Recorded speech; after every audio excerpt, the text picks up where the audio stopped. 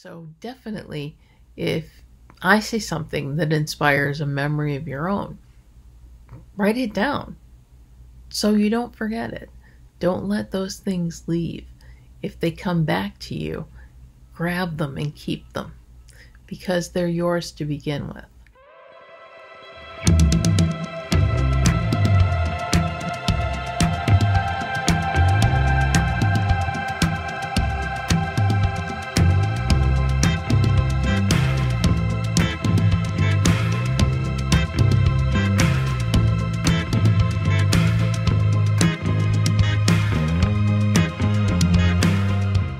Hi, it's Nani, and welcome to Chronicles of Nani, my cyber coffee shop where I talk about having progressive MS, being in a wheelchair, all sorts of other things, because I live in this world too. I don't just battle those challenges in the world, although that's a big part of making living in this world as good as it can be.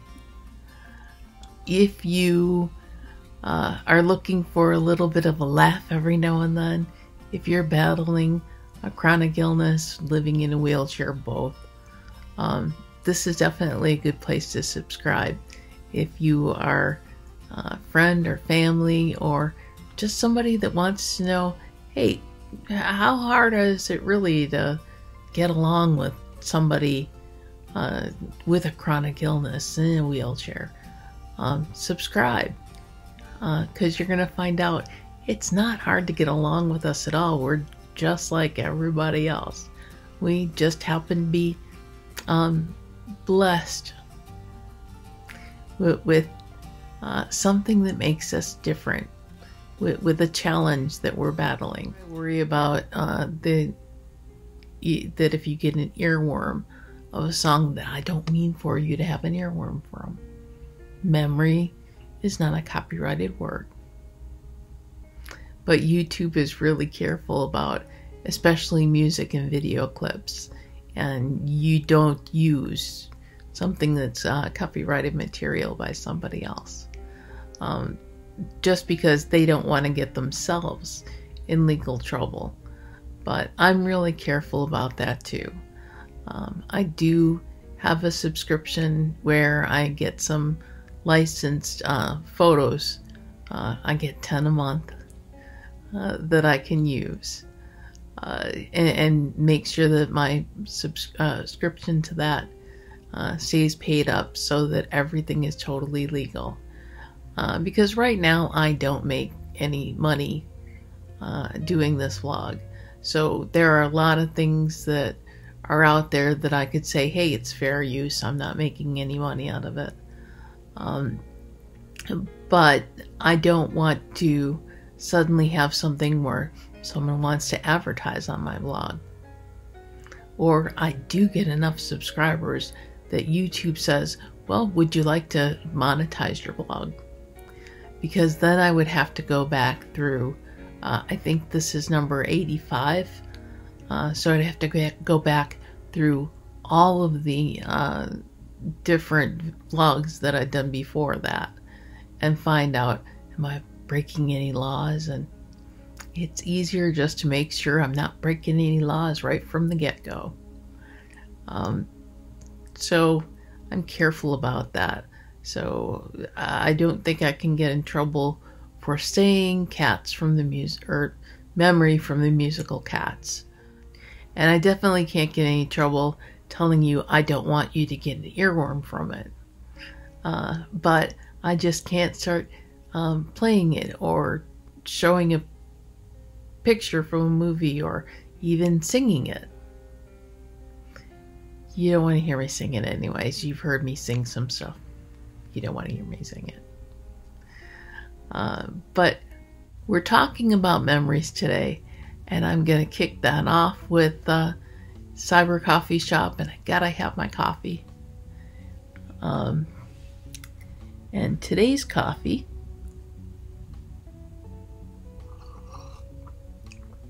is from the Buttonhole.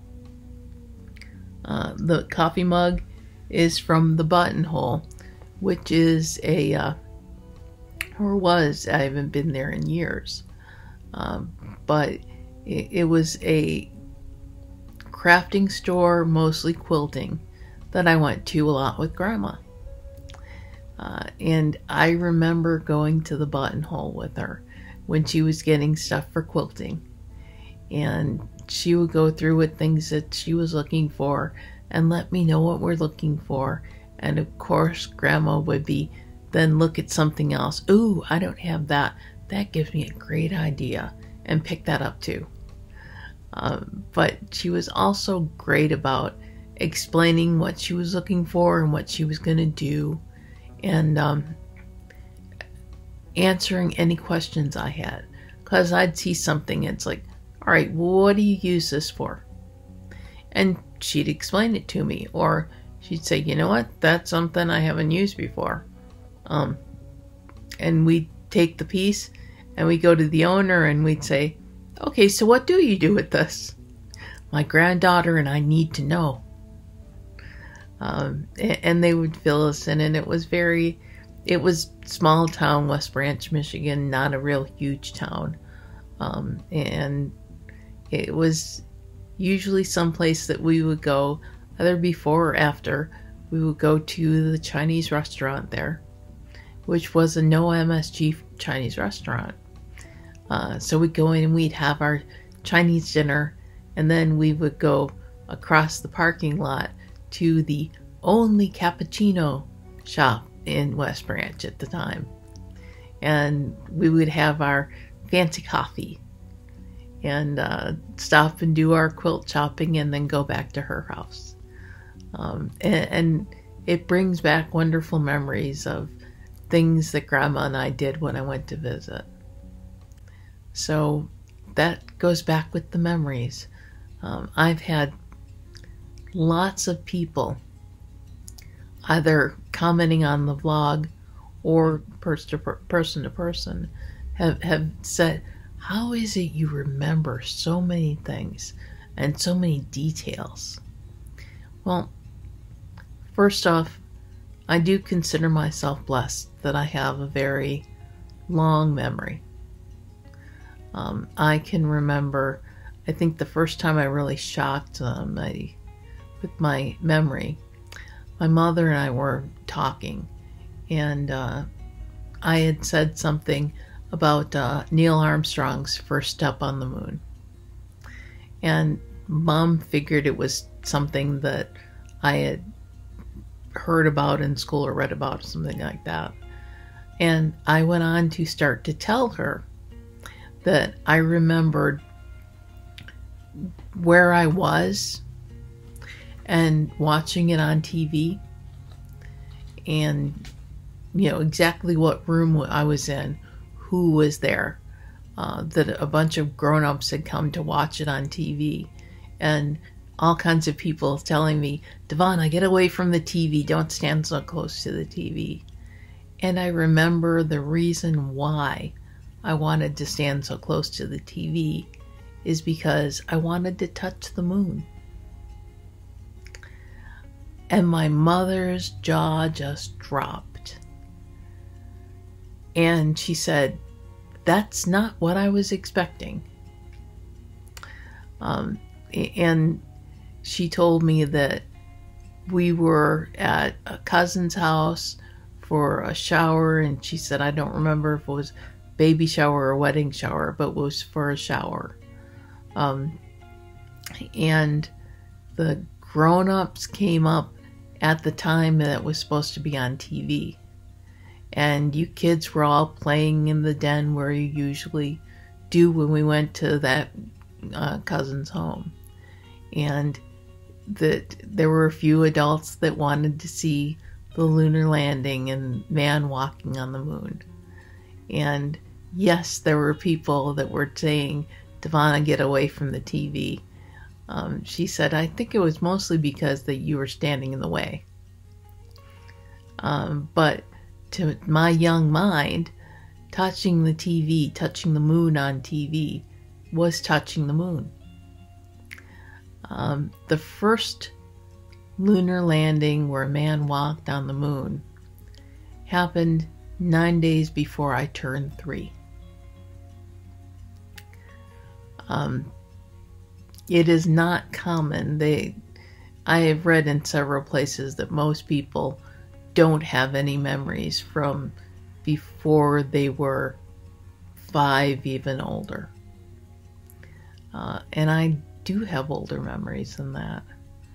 And as I got older and realized that, that's a very special gift to have memories that long, I started writing things down. So you might wonder, what is memory? And my ages-old memories. What do those memories have to do with chronic illness and being in a wheelchair? Well, there are some days that because of chronic illness or just because of being in a wheelchair, symptoms flare up and you're tired. And it's a day where you really don't get a lot accomplished. It's a day where you need to relax, you need to regroup. And those memories are wonderful things. Like I said, when I get those memories that, wow, I haven't thought about that in a long time, I write it down. And I usually will write down the memory and everything that I can remember about it, to be able to go back later and read that and remember things that have happened in my life when I was a child, as an adult, just things that make me feel good. And sometimes that's all you need on a day where you're just feeling, okay, I can't do anything today. I know last week I ended up doing one of those. I finally recorded Wednesday, and then I ended up in the wheelchair for quite a few hours Wednesday afternoon and had to finish my editing all through the night so that I could upload it on Thursday to have it ready to premiere on Friday. By the time I got everything finished, I was exhausted. On Wednesday, I got the program uploaded and I pretty much slept the rest of the day. And on Friday, I watched the premiere and I pretty much slept the rest of that day too. And I would wake up every now and then chilled, and I kept an eye on my temperature, and I had a low-grade fever because I had stressed myself to the point of feeling sick and actually being a little bit sick. We all, and this is chronic illness or wheelchair notwithstanding, have a tendency to push ourselves a little bit too far. And those memories are wonderful things, even better than just laying in front of the TV and watching what's on TV, because it gets inside, it's personal. So when those memories come back to you for whatever reason, just write them down. Come back to them later and read them.